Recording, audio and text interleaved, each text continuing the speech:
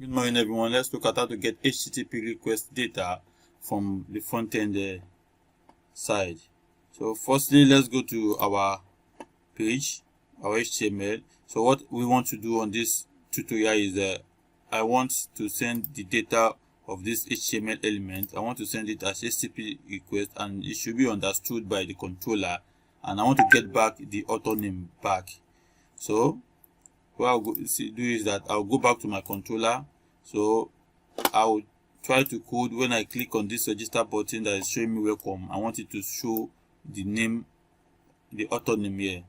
So for you to get a request, let me comment that from LiveTech automatically has a class name called request, which understood all the HTTP requests you sent from the front end.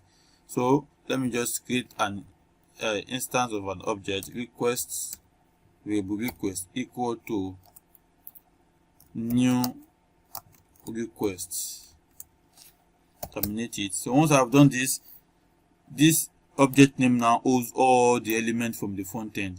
So it's now easier for me to say echo. I must be able to get the name I use for this, for my HTML. So what do I use for my author name? This is my author name here. So I will copy it. I will now say, I can say echo variable request, because that is the name, points to author name here. So I'll just update it. Let me come and refresh my page, or let me put author name here. Let me put Ajayi Bolore here, and click on register notebook. You can see it has taken this value and sent it back. So make sure that when you are writing this request, this controller, you must use the name you saved with the HTML element here. For instance, this is the name I save as the author name is author name.